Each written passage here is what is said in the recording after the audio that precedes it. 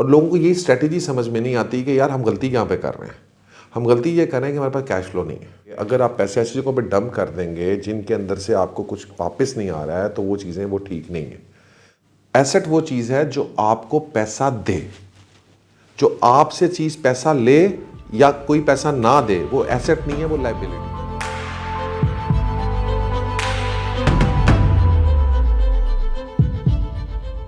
अच्छा, मैंने ना इसके ऊपर ना सब बड़ी रिसर्च की। मैं आपको बताता हूँ, मैं 2018 तक तो प्योरली ट्रेडर रहा कि जनाब हमने पहले 2015-16 में डीएचए की मार्केट थी, ब्रॉडवे पे ले लिए। ब्रॉडवे में जनाब 2014 में 15 में हमने जो मुझे 34B नाम याद है मुझे आज भी, क्योंकि that was my first commercial deal ना। तो 34B मैंने लेके दिया और वो जनाब 2 साल के बाद 1.5 साल के बाद वो 10 करोड़ का था। अब जब क्लाइंट को मैंने कहा कि यार बेच दो, उन्होंने कहा नहीं मैं नहीं बेचना। ठीक है जी। अच्छा, उसने जब नहीं बेचा तो व्हाट हैपेंड वाज कि जनाब वो फिर 2017-18-19 की मार्केट आ गई।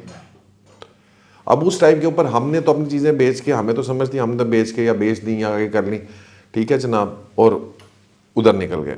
फिर इसी तरह से अब हमने ग्वादर भी बीच में किया, ग्वादर में भी थोड़ा बहुत काम करके हम आगे निकल गए। लेकिन मैंने ये किया कि सर माहिर से माहिर इन्वेस्टर भी ना जो वो फैसला नहीं कर होता। ये है कि जी के बाज़ औक़ात फैसला इंसान का होता है, गलती हो जाती है। यहाँ पे भी कुछ और हमारे मेंटर्स थे, मुझे सीखने का बड़ा शौक है तो मैं उनसे सीखता रहा। मैंने कहा कि यार जो अपने से बेहतर है ना उससे सीखा जाता है। तो मैंने जब उनसे सीखा तो मैंने उधर 1-2 बंदों को देखा, वो आए वो बड़े चिल माहौल लुट डाल रहे हैं। तो थानू भी टेंशन नहीं, कहते यार बेटा मेरा ये काम ही नहीं। मैंने कहा व्हाट डू यू डू? कहते मेरे 25 प्लाजे हैं, मुझे कोई एवरेज 6-7 लाख रुपए रेंट एवरेज मुझे हर प्लाजे से आता है। मेरे तो पास तो हर महीने 2-3 करोड़ रुपये होता है कि लगाना मैं लगा देता हूँ, कोई ये शॉर्ट टर्म ट्रेडिंग कर लेता हूँ। अदरवाइज़ मैं जो हूँ आराम से अपने प्लाजे इतने का लिया था इतने का हो गया, इतने का लिया था इतने का हो गया, इतने का लिया था इतना, प्लस मुझे रेंट आ रहा है, प्लस मुझे कैश फ्लो आ रहा है। अपॉर्चुनिटी ट्रेड वो करते हैं लेकिन वो अपने कैश फ्लो के पैसे से करते हैं। और लोगों को ये स्ट्रेटेजी समझ में नहीं आती कि यार हम गलती कहाँ पे कर रहे हैं। हम गलती ये कर रहे हैं कि हमारे पास कैश फ्लो नहीं है। तो प्रॉब्लम ये है कि जी कि बिफोर दिस आपने अगर इस्लामाबाद जाना है तो आपकी डायरेक्शन ठीक होनी चाहिए। अगर आपने अमीर बनना है तो आपकी डायरेक्शन ठीक हो। वो डायरेक्शन सर शुरू होती है कैश फ्लो के साथ। आप अपनी जब तक कैश फ्लो सीधा नहीं करेंगे, अगर आप पैसे ऐसी जगहों पे डंप कर देंगे जिनके अंदर से आपको कुछ वापस नहीं आ रहा है तो वो चीज़ें वो ठीक नहीं है। इसलिए हम ग्रो नहीं कर रहे हैं, हम प्रोग्रेसिव नहीं हैं।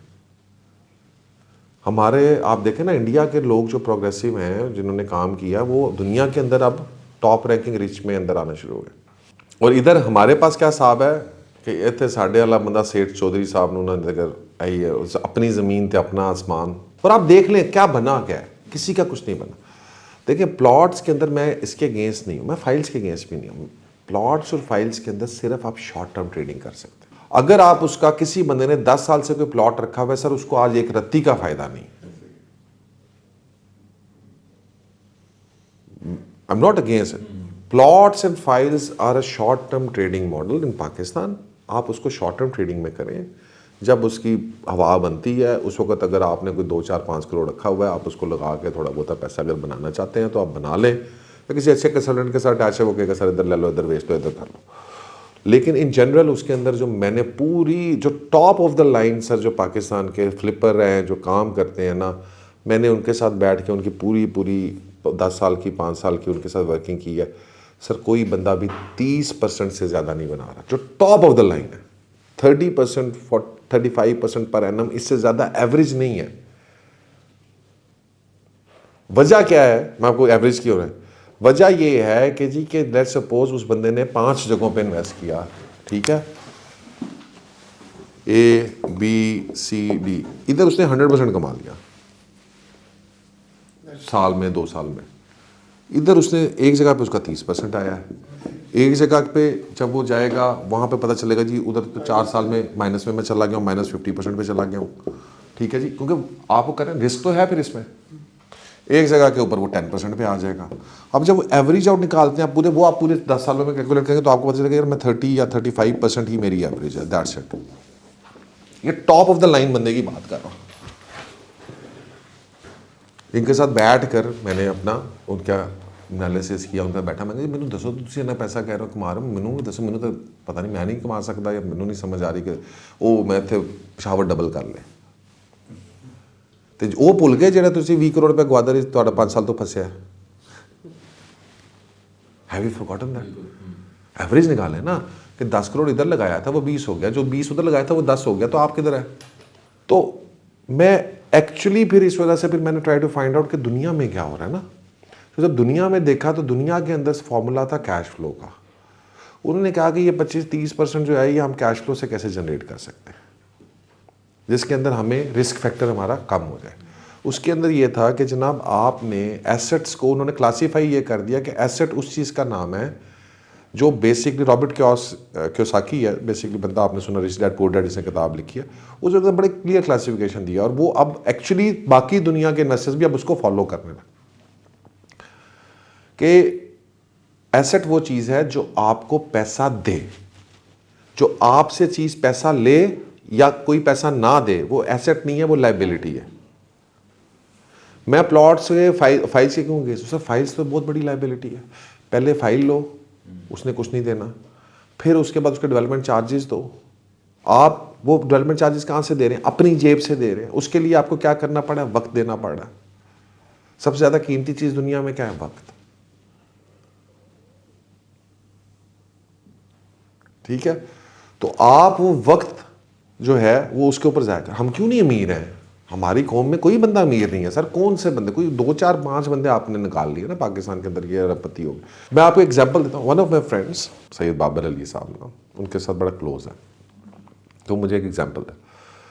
सो मेट हिम बैक, जब वो पाकिस्तान में यूके में था तो यूके से पाकिस्तान आया तो उसने उनके साथ मुलाकात हुई, तो वहाँ पर वो 2-3 अंकल और बैठे हुए थे।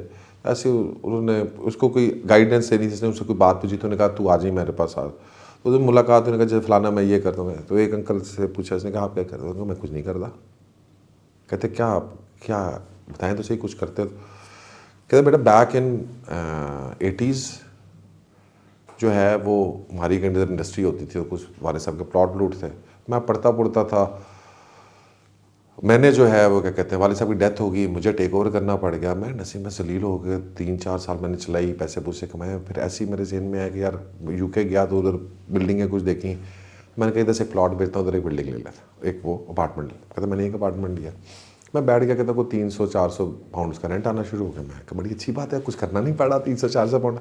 कहते मैंने दूसरा भी एक मेरे पास पड़ा था, मैंने वो बेचा। कहता वो इस तरह कुछ पैसे इधर से बचे, वो ले दो, 3-4 मैंने इस तरह ले लिए।